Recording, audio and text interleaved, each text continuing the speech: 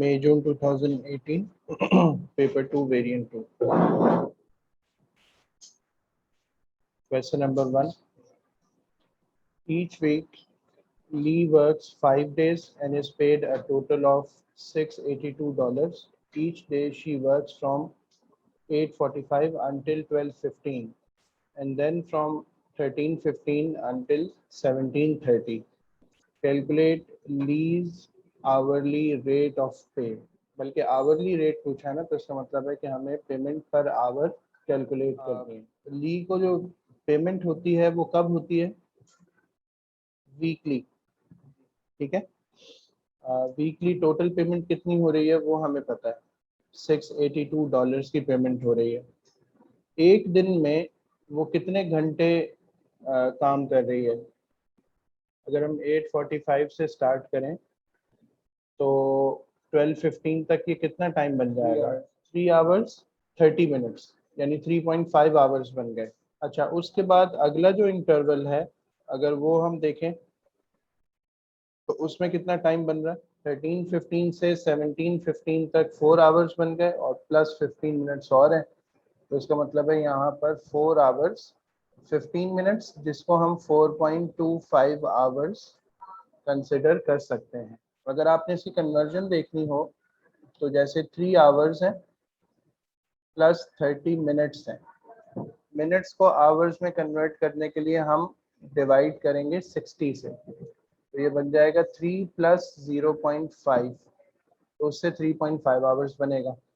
इसी तरह 4 hours plus 15 minutes हैं, मिनट्स वाले पोर्शन को हम 60 से डिवाइड कर देंगे, तो इस तरह से 4 प्लस 0.25 आ जाएगा, जो कि 4.25 आवर्स का टाइम बन जाएगा। अच्छा, अब अगर हम इसको टोटल करें तो इसका मतलब है कि वो 7.75 आवर्स काम करती है हर रोज, ठीक है। और वीक में कितने डेज की वर्किंग है? 5 डेज की। तो अगर हम इसको 5 से मल्टीप्लाई कर लें तो एक वीक में जितने आवर्स की वर्किंग हो रही है वो हमें पता चल जाएगा। तो आंसर आ रहा है 38.75 आवर्स, ये उसका टोटल टाइम हो गया। पेमेंट उसकी टोटल कितनी थी वो हमने देखा, वो थी $682 जो उसको वीकली मिल रहे थे। अच्छा, अब अगर हम उसका रेट ऑफ पे निकालना चाहें, रेट ऑफ पे, तो उसके लिए हम क्या करेंगे? The amount she is receiving $682, उसको हम डिवाइड करेंगे by the time she is working, कितने घंटे वो काम कर रही है उससे उसको डिवाइड कर देंगे, तो हमें पता चल जाएगा कि एक घंटे में उसको कितनी पेमेंट मिलती है। जी, तो उसकी जो पेमेंट है आवरली वो है $17.6 पर आवर। हम यहाँ लिख देंगे $17.6, ये उसकी पेमेंट है आवरली बेसिस पर, हर घंटे उसको इतनी पेमेंट दी जाती है। पार्ट बी में कह रहे हैं Carlos buys a new bicycle, after 1 year he sells it for $231. He makes a loss of 16% on the price he paid. Calculate the price Carlos paid for the bicycle. अब इन questions में हमें जो चीज़ पता होती है ना वो उसकी सेलिंग प्राइस है, और साथ साथ हमें ये पता होता है कि जैसे यहाँ पे इन्होंने बताया कि उसको लॉस कितना हुआ है। जो चीज़ हमें फाइंड करनी है वो उसकी कॉस्ट प्राइस थी कि उसने कितने में परचेज की थी। अब वो फाइंड करने का आसान तरीका ये होता है कि आप ऐसे क्वेश्चन में अपनी कॉस्ट प्राइस को सपोज कर लें कि वो फॉर एग्जांपल $X है, ठीक है। अच्छा, अब $X अगर कॉस्ट प्राइस है तो अगर हम सेल प्राइस निकालना चाहें तो सेल प्राइस कॉस्ट प्राइस का, क्योंकि 16% का लॉस है ना, तो इसका मतलब है वो उसका 84% होनी चाहिए, ठीक है। सेल प्राइस है कितनी? वो है $231। कॉस्ट प्राइस कितनी है? हमने x सपोज किया, multiplied by 84/100, so x is equal to 231 into 100 divided by 84। इससे आपको उसकी कॉस्ट प्राइस मिल जाएगी। तो इसका आंसर आ रहा है $275, ये वो प्राइस थी जिस पे उसने बाइसिकल परचेज की थी। Part C, the exchange rate between dollars and euros is $1 is to 0.44 euros. Henry changes $850 to euros for his holiday. He spends 260 euros when he is on holiday. He changes the rest of the money back to dollar at the same exchange rate. Calculate how much money in dollars he receives. Give your answer correct to the nearest dollar. सबसे पहले हम ये करते हैं कि यहाँ पर ना वर्किंग कर लेते हैं। $850 को हम यूरोज में कन्वर्ट करते हैं। तो एक्सचेंज रेट ऊपर लिखा हुआ है, इसमें सिंपली हमें दोनों साइड्स को किससे मल्टीप्लाई करना होगा? 850 से। तो डॉलर्स एक्सचेंज हो जाएंगे यूरोस के अंदर जी। 374 यूरोस उसको मिले। अच्छा, अब उसने कितनी अमाउंट स्पेंड कर दी? 260 यूरोस। तो अब अगर मैं ये निकालना चाहूँ कि रिमेनिंग यूरोस कितने हैं उसके पास, या अमाउंट कितनी है, सो 374 माइनस 260, 114 यूरोस उसके पास अब बाकी हैं।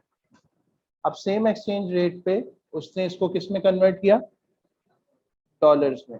ठीक है, तो हम देख रहे थे कि $1 वो 0.44 यूरोस का है। अगर मैं 1 यूरो के लिए रिलेशन बनाऊं तो वो 1/0.44 डॉलर्स होना चाहिए।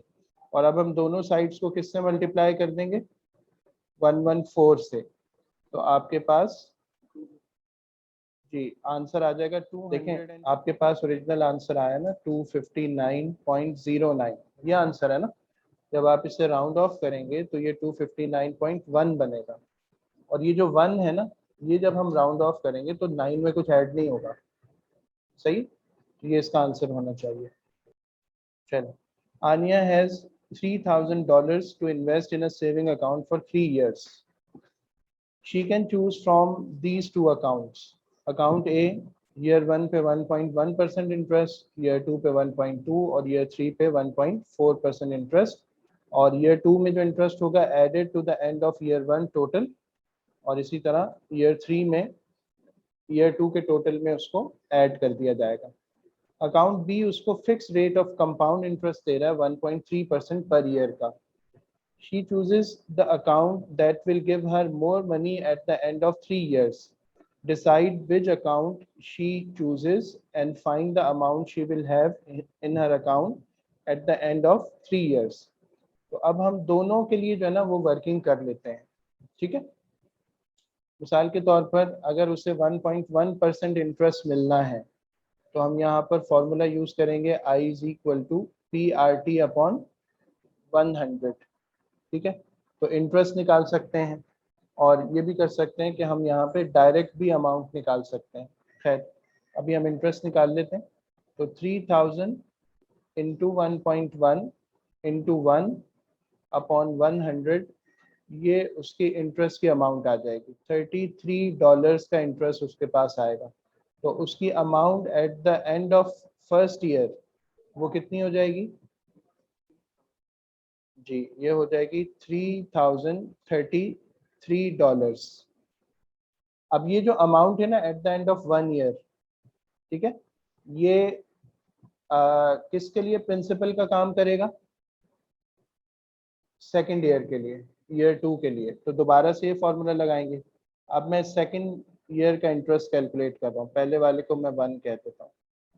सो ईयर 2 में उसके पास प्रिंसिपल अमाउंट है 3033, रेट भी इंक्रीज हो गया 1.2 हो गया 1 ईयर के लिए, और डिवाइडेड बाय 100। तो अब की दफ़ा इंटरेस्ट कितना बन रहा है? 36.39। तो 36.4 डॉलर्स ये उसका इंटरेस्ट हो गया। तो अब उसकी जो अमाउंट बनेगी वो 3033 में अमाउंट ऐड करके हमें मिल जाएगी 3069.4 डॉलर्स। ठीक है, अब ये जो अमाउंट है ये थर्ड ईयर के लिए क्या बन जाएगी? ये उसकी प्रिंसिपल अमाउंट बनेगी। तो अगर मैं थर्ड ईयर का इंटरेस्ट निकालना चाह रहा हूँ तो प्रिंसिपल में हम 3069.4 इंटू 1.4 इंटू 1 डिवाइडेड बाय 100 तो इससे हमें थर्ड ईयर पे मिलने वाला इंटरेस्ट मिल जाएगा। तो 97 जो है ना, इसको फिर हम राउंड ऑफ जब करेंगे तो ये $43 बन जाएगा।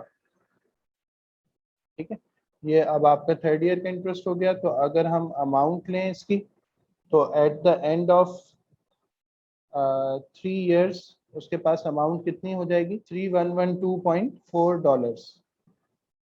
ये अमाउंट उसके पास होगी at the end of 3 years। ठीक है। अच्छा, इन्वेस्टमेंट उसने कितनी की थी, $3000 की।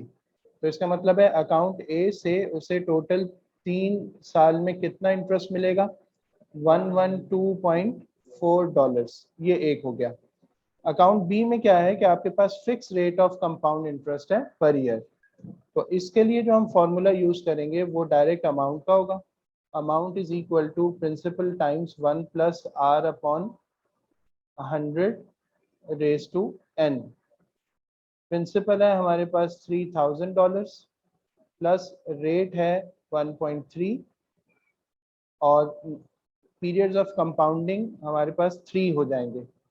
तो इससे हमें पता चलेगा कि at the end of 3 years उसके पास अमाउंट कितनी आ जाएगी, $3118.5।